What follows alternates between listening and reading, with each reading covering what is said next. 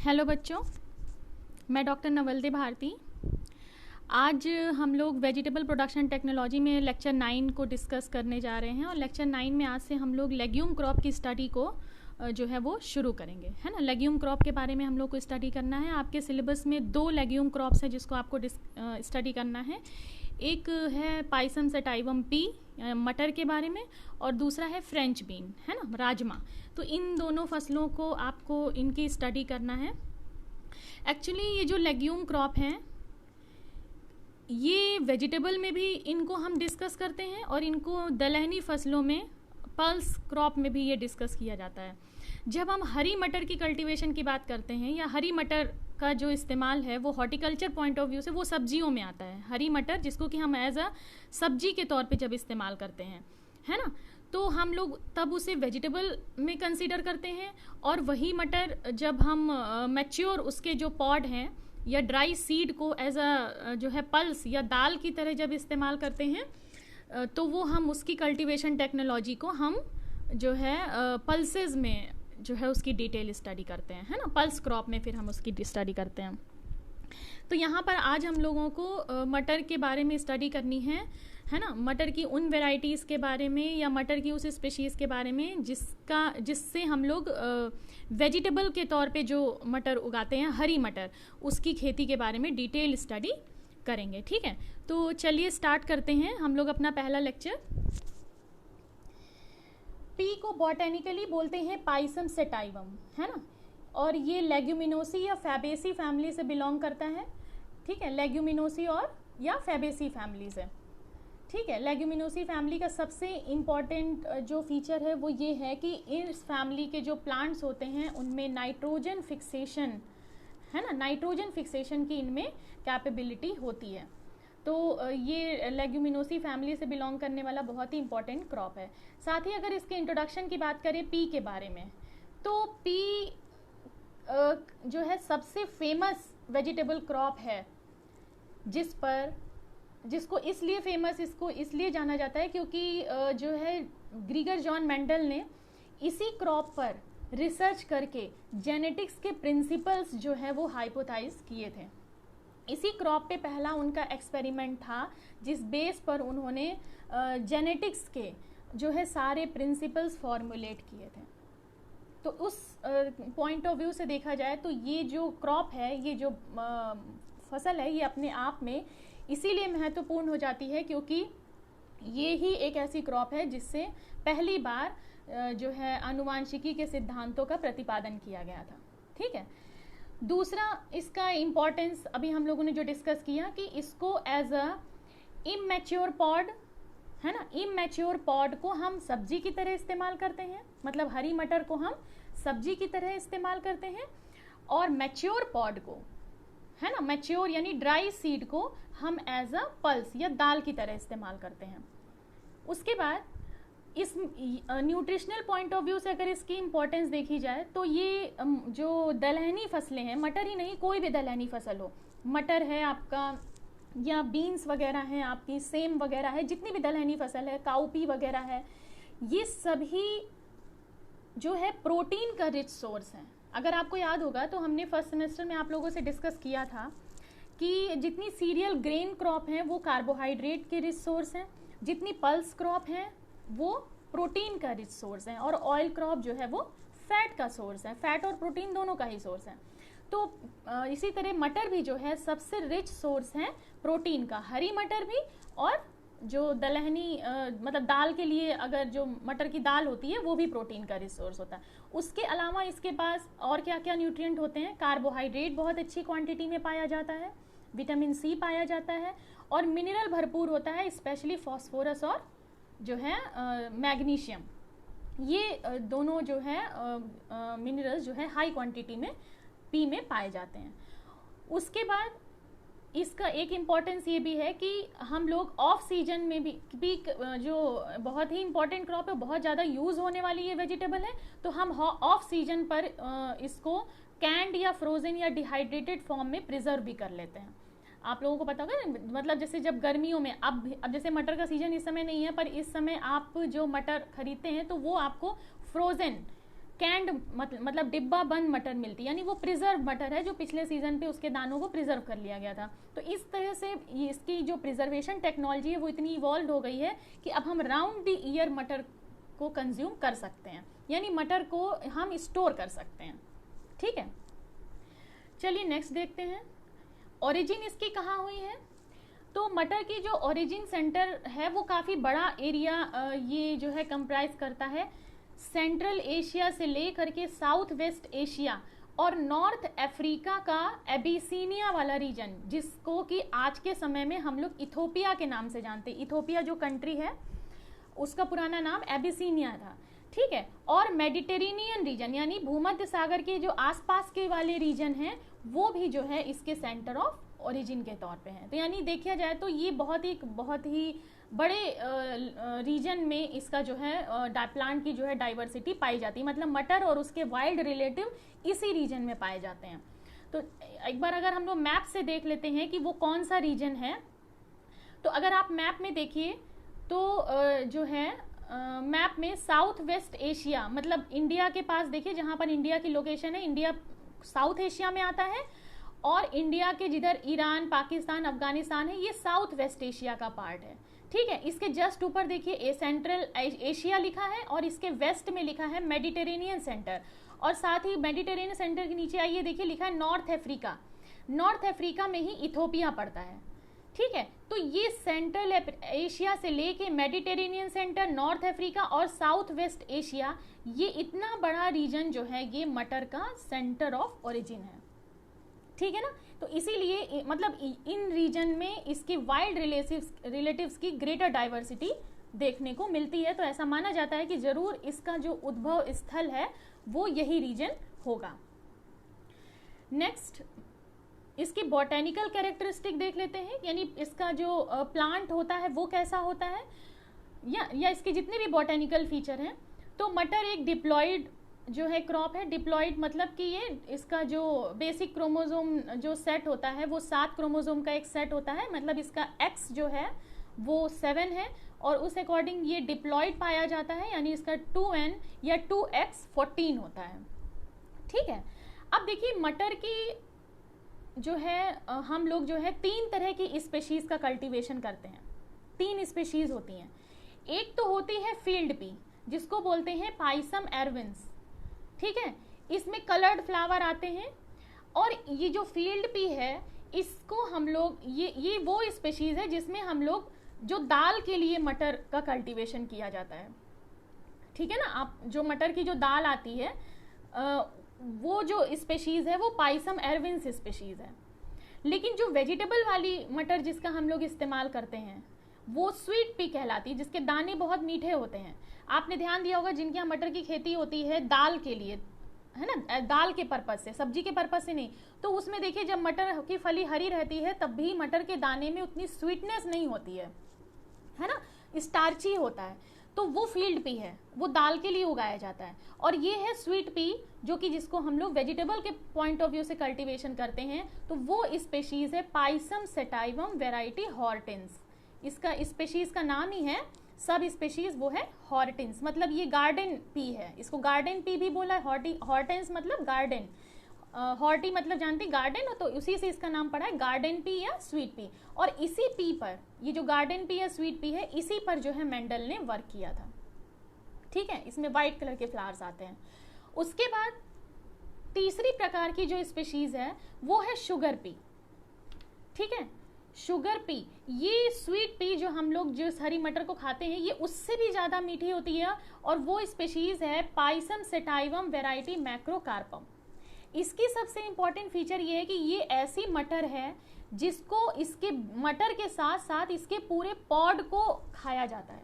Means ये edible पॉडेड variety है। पूरी की पूरी फली जो मटर की है, जो फ्रूट है पूरा का पूरा, वो सब पूरा खाया जाता है। क्यों?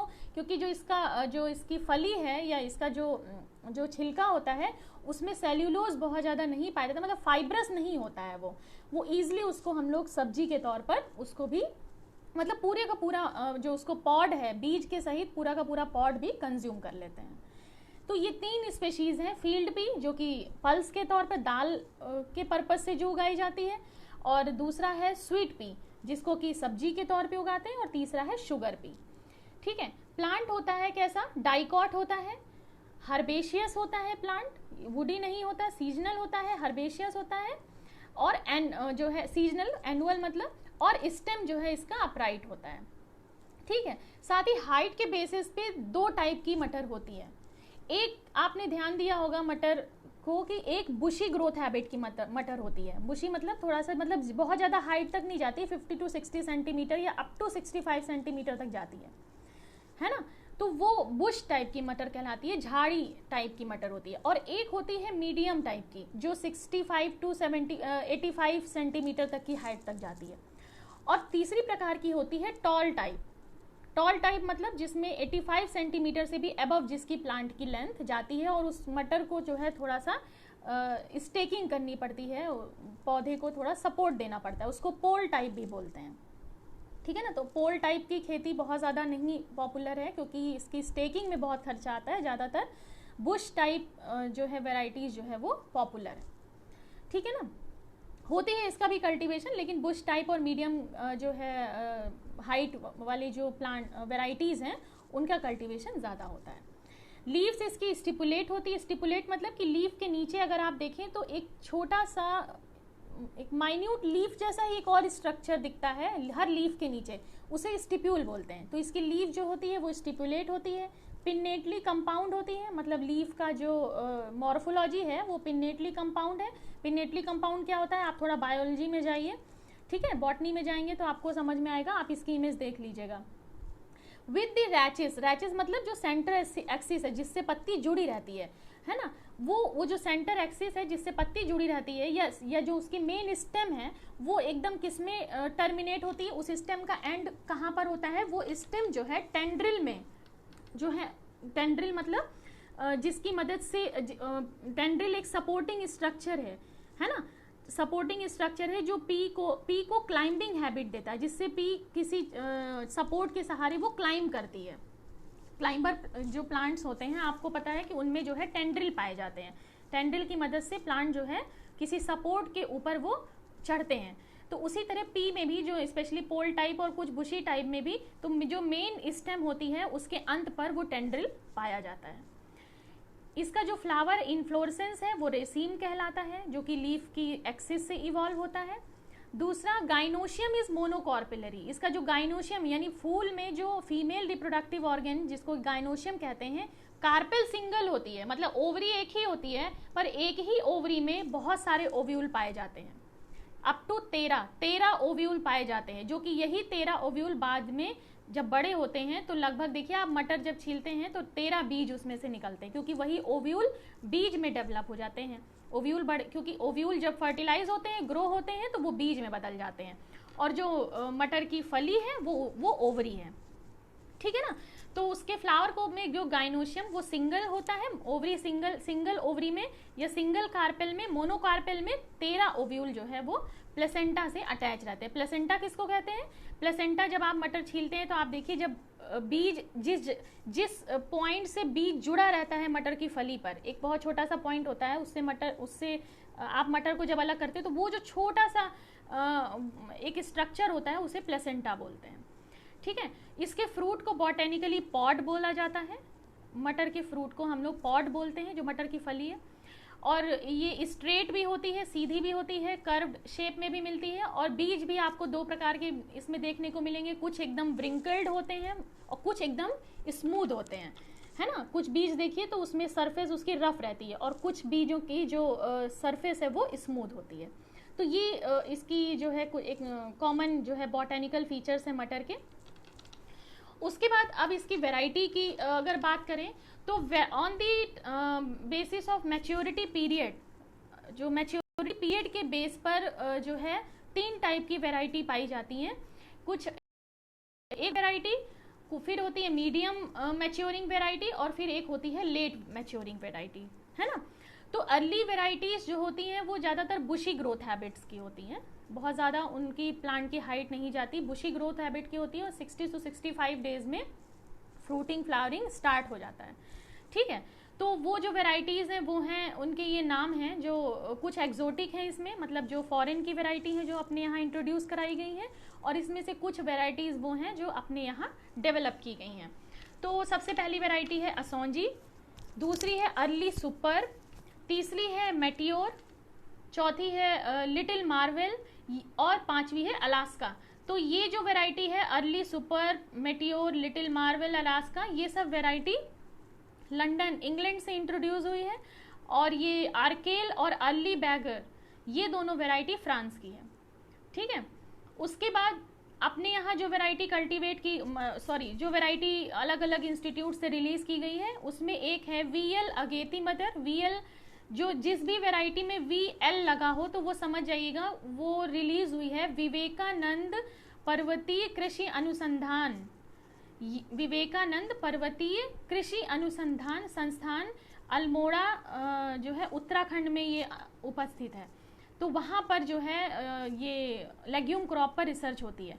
तो बहुत सारी जो जितनी भी लेग्यूम क्रॉप है, अभी पी पढ़ रहे हैं, फिर फ्रेंच बीन पढ़ेंगे, तो उसमें बहुत सारी वैरायटी आपको मिलेंगी जिसमें वीएल से शुरुआत होगी। तो वीएल का मतलब होता है, वीएल मतलब विवेकानंद पर्वतीय कृषि अनुसंधान संस्थान।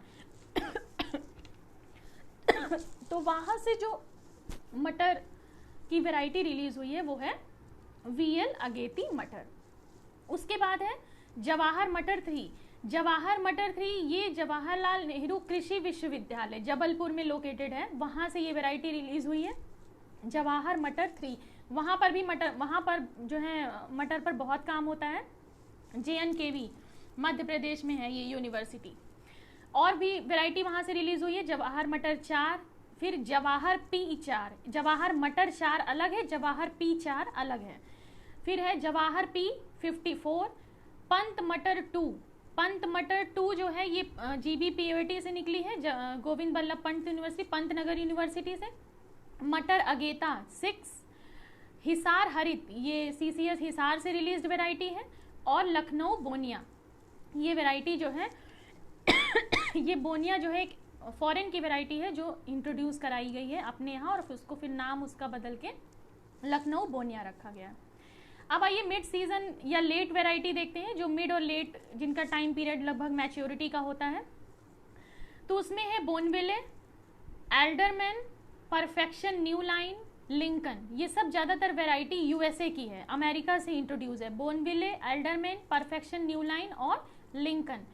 तो इसमें जो ये एल्डरमैन और लिंकन वैरायटी है ये बहुत ज़्यादा पॉपुलर मानी गई है।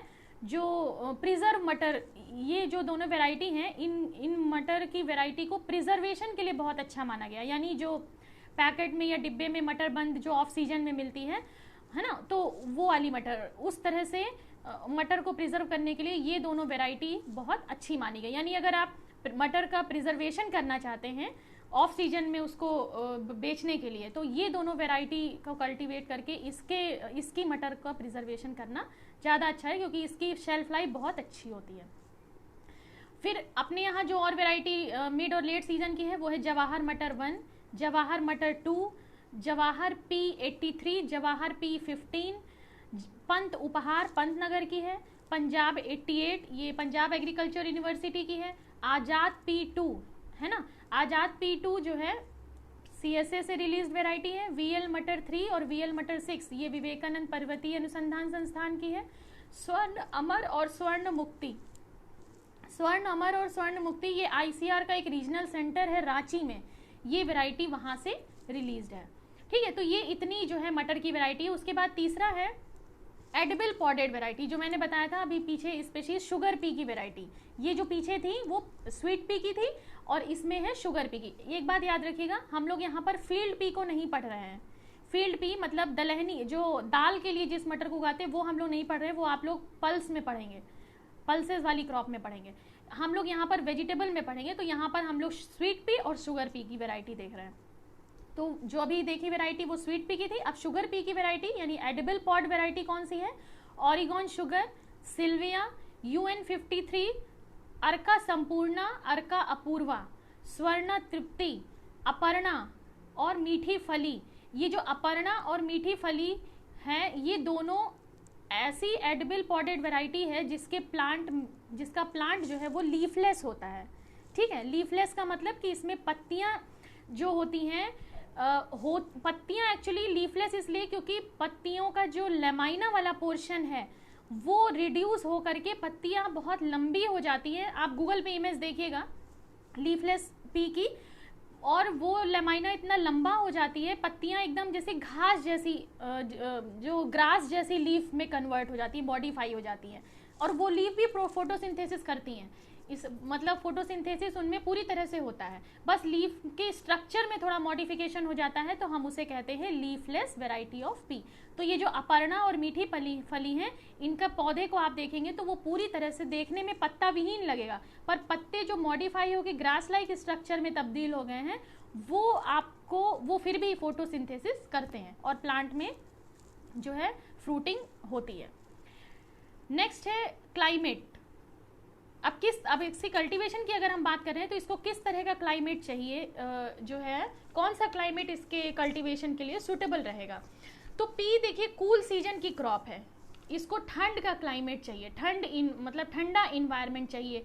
कितना जो है टेम्परेचर, लगभग इसकी ऑप्टिमम ग्रोथ और डेवलपमेंट के लिए 10 से 18.3 डिग्री सेंटीग्रेड के टेम्परेचर चाहिए प्लांट ग्रोथ और डेवलपमेंट के लिए, ठीक है ना। तो ये कूल सीजन की क्रॉप है। इसका जो बीज है वो जर्मिनेट होता है 22 डिग्री सेंटीग्रेड पर। बीज के लिए जर्मिनेशन के लिए 22 डिग्री सेंटीग्रेड तक बीज जर्मिनेट हो जाता है। 5 डिग्री पर भी अगर बहुत ज़्यादा ठंड है, मिट्टी भी सॉइल टेम्परेचर बहुत ज़्यादा कम है, तब भी ये 5 डिग्री सेंटीग्रेड तक भी ये जर्मिनेट करता है, पर जर्मिनेशन की स्पीड बहुत स्लो होती है। उसके बाद है इसका जो वेजिटेटिव पार्ट है, मतलब जब तक फूल या फल नहीं आता तब तक तो ये पाला इसका पौधा बर्दाश्त कर सकता है, लेकिन जैसे ही फूल और फल आने लगता है तो जो है प्लांट में जो है फ्रॉस्ट की टॉलरेंसी नहीं रहती, यानी इसका फूल और फल पाले से प्रभावित हो जाता है, पौधा तो नहीं होता है, ठीक है।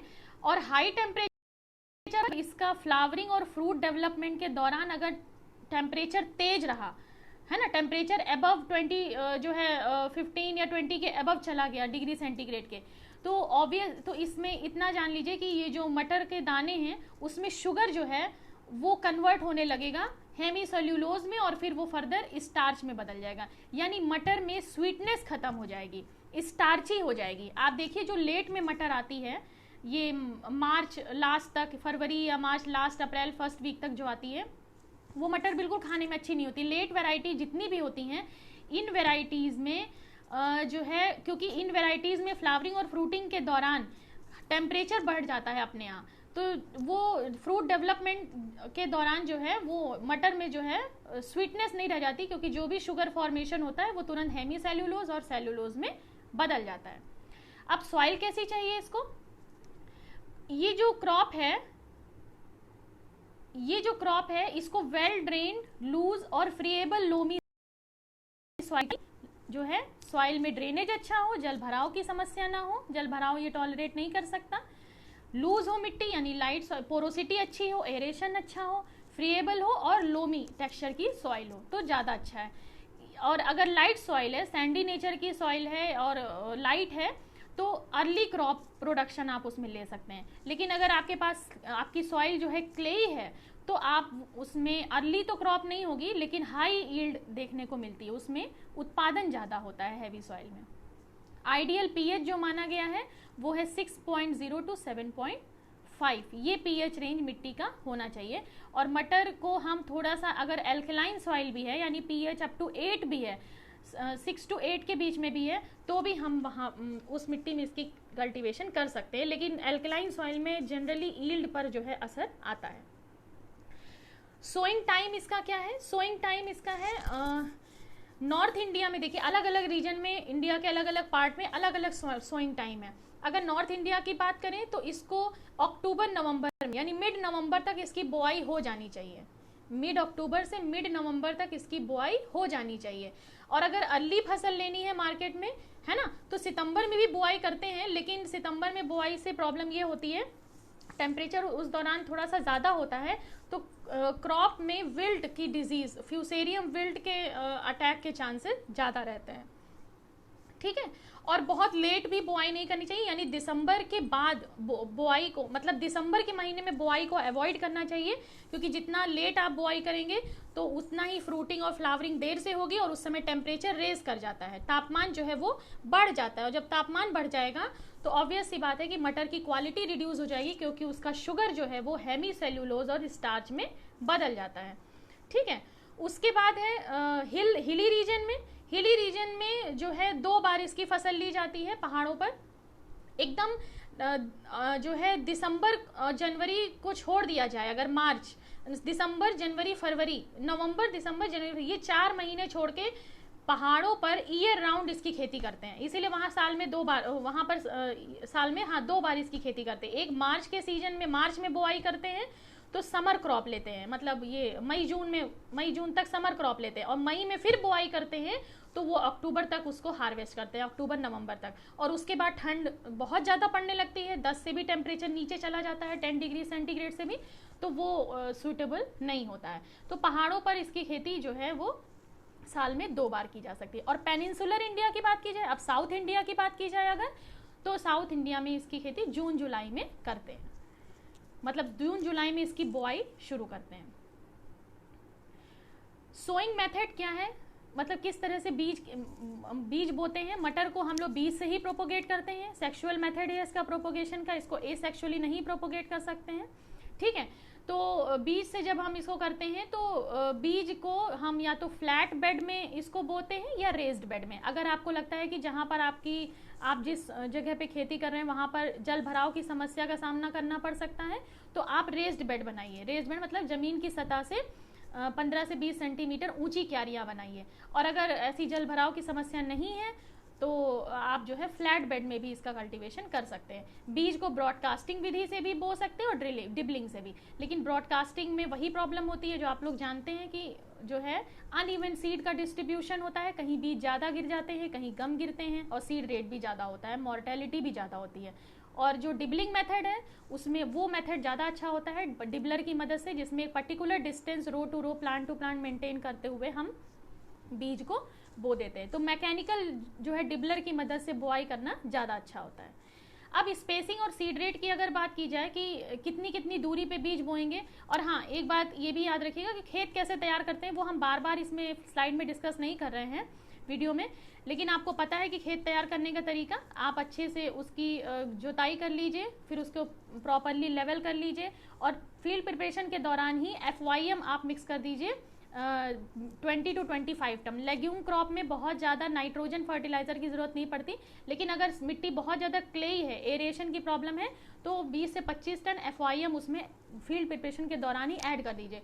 जब फील्ड आपकी प्रिपेयर हो जाए तो फील्ड में क्यारियाँ बनाइए, चाहे फ्लैट बेड चाहे रेज्ड बेड। क्यारियाँ इस तरह से होनी चाहिए कि सिंचाई को मतलब आपके लिए सिंचाई करना जो है वो कन्वीनियंट रहे, आसान रहे, उस चीज़ को ध्यान में रख के आप जो है क्यारियों में पूरे खेत को बांट देंगे, और फिर उन क्यारियों में आप जो है बेड ऊंची मतलब रेज्ड बेड या फ्लैट डायरेक्ट उन्हीं क्यारियों में डिबलिंग की मदद से बुआई कर देंगे।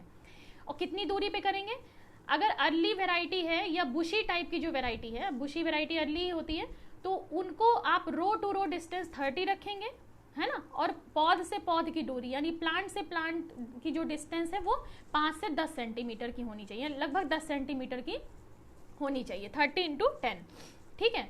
उसके बाद जो है सीड रेट जो ज़रूरत होती है अर्ली वैरायटी या बुशी टाइप का, वो 100 से 200 kg per hectare seed rate है, यानी 1 हेक्टेयर के लिए आपके पास 100 से 120 kg आपको सीड की ज़रूरत पड़ेगी। और अगर मिड सीजन या लेट वैरायटी की आप बुआई करने जा रहे हैं तो आपको जो है दूरी ज़्यादा रखनी पड़ेगी, क्योंकि ये ज़्यादातर पोल टाइप जो होते हैं, ये इनका जो प्लांट होते हैं ये पोल टाइप होते हैं, क्लाइंबिंग होती है, यानी प्लांट की हाइट ज़्यादा होती है। तो आप 45 सेंटीमीटर की डिस्टेंस रो टू रो रखेंगे और 10 सेंटीमीटर प्लांट टू प्लांट। और सीड रेट जो इसका होगा वो 80 to 90 kg पर हेक्टेयर होगा। 80 से 90 किलो 1 हेक्टेयर के लिए सफिशिएंट है। बेहतर हो कि बीज को, क्योंकि ये लेग्यूम क्रॉप है, नाइट्रोजन फिक्सेशन करती है, तो बहुत अच्छा होगा कि अगर आप इसके बीज को राइजोबियम के कल्चर से ट्रीट कर दें, है ना, राइजोबियम जो बैक्टीरिया उसे ट्रीट कर दें, तो बीज जर्मिनेट होने के बाद जैसे पौधा जो है ग्रो होने लगता है या इस्टेब्लिश होने लगता है, वो राइजोबियम अपनी पॉपुलेशन बढ़ाता है और जो है नाइट्रोजन फिक्सेशन पौधों की जो पी के प्लांट की रूट है उसमें नोड्यूल फॉर्मेशन करता है और नाइट्रोजन फिक्सेशन शुरू कर देता है। तो सॉइल के में मान लीजिए नाइट्रोबियम का कंटेंट कम है ना, तो बाहर से अगर आप ऑलरेडी सीड को राइजोबियम से कल्चर कर देंगे तो नाइट्रोजन फर्टिलाइजर अप्लाई करना नहीं पड़ेगा या बहुत कम करना पड़ेगा, ठीक है। और जल्दी जर्मिनेशन कराने के लिए एक दिन पहले 24 घंटे पहले बीज को पानी में भिगो दीजिए। और भी अगर डोरमेंसी ब्रेक करनी है तो जिब्रेलिक एसिड का सॉल्यूशन बना करके उसमें भी अगर आप भिगो देते हैं थोड़ी देर के लिए तो बीज जो है उसकी डोरमेंसी ब्रेक हो जाती है और बहुत जल्दी वो जर्मिनेट कर जाता है। उसके बाद नेक्स्ट है मैन्योर फर्टिलाइजर, यानी कितना खाद और कितना फर्टिलाइजर। तो लगभग 10 ton per hectare manure sufficient है। अगर आपकी सॉइल में पोरोसिटी है, एरेशन है, तो 10 टन मैन्योर सफिशिएंट है। लेकिन अगर क्लेई सॉइल है तो आप 20 से 25 टन FYM अप्लाई करिए। Fertiliser, nitrogen fertiliser legume crop को ज़्यादा नहीं देना पड़ता क्योंकि इनमें नाइट्रोजन फिक्सेशन कैपेबिलिटी होती है। तो 25 kg nitrogen per hectare sufficient होता है शुरुआती ग्रोथ को बढ़ावा देने के लिए। उसके बाद नाइट्रोजन अप्लाई करने की ज़रूरत नहीं है। और 70 kg फॉस्फोरस, 50 kg जो है पोटाश, ये अप्लाई करना होता है 1 हेक्टेयर में, ठीक है। तो उसके बाद जो है हाई डोज जो अगर नाइट्रोजन की दे देंगे तो क्या होगा कि एक तो पौधा खुद भी नाइट्रोजन फिक्सेशन करता है और मिट्टी में भी बहुत ज़्यादा कंटेंट है, तो उससे नोड्यूल फॉर्मेशन पर निगेटिव इम्पैक्ट पड़ता है। मतलब राइजोबियम जो नोड्यूल फॉर्मेशन करता है उस पर जो है इम्पैक्ट पड़ता है, निगेटिव इम्पैक्ट पड़ता है। फॉस्फोरस भी अच्छा रोल प्ले करता है। वो क्या करता है, वो ईल्ड बढ़ाता है, नाइट्रोजन फिक्सेशन में मदद करता है। फॉस्फोरस नोड्यूल फॉर्मेशन होने में फॉस्फोरस हेल्प करता है। इसी तरह पोटास भी नाइट्रोजन फिक्सेशन एबिलिटी पौधे की बढ़ाता है। तो इस तरह से देखा जाए तो NPK जो है सफिशिएंट क्वांटिटी में होना चाहिए। और जो फर्टिलाइज़र है वो डायरेक्ट ऐसे नहीं अप्लाई करना चाहिए कि बीज उसके टच में आ जाए, क्योंकि इससे बीज को इंजरी हो जाती है, प्लांट को इंजरी हो जाती है। तो बीज से थोड़ी दूरी पर 7 से 8 सेंटीमीटर दूरी पर बैंड में एप्लीकेशन किया जाता है, ठीक है, और थोड़ा सा गहराई में। तो ये तरीका है मैन्योर फर्टिलाइजर का। और फिर नेक्स्ट है इरिगेशन। 4 इरिगेशन स्टेज क्रिटिकल होती है। वैसे तो इरिगेशन करते रहना पड़ता है जो है, लेकिन 4 स्टेजेस पौधे की ऐसी होती हैं जिसमें इरिगेशन हर हाल में करना ही करना है।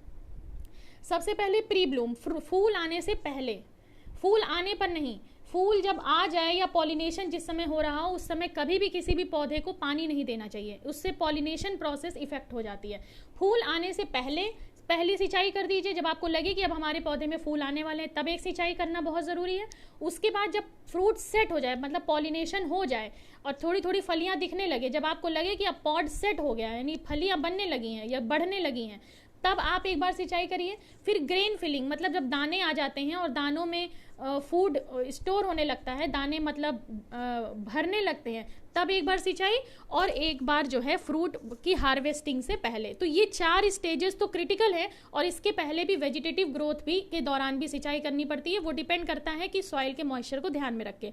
अगर टेम्परेचर ज़्यादा, वैसे तो ये कूल सीजन की क्रॉप है तो वीकली इंटरवल या 15 दिन के इंटरवल पे भी सिंचाई कर सकते हैं। अगर सैंडी सॉइल है तो वीकली लगेगा और क्लेई सॉइल है तो 15 दिन के इंटरवल पर आपको सिंचाई करनी पड़ेगी। लेकिन ये 4 स्टेजेस क्रिटिकल हैं।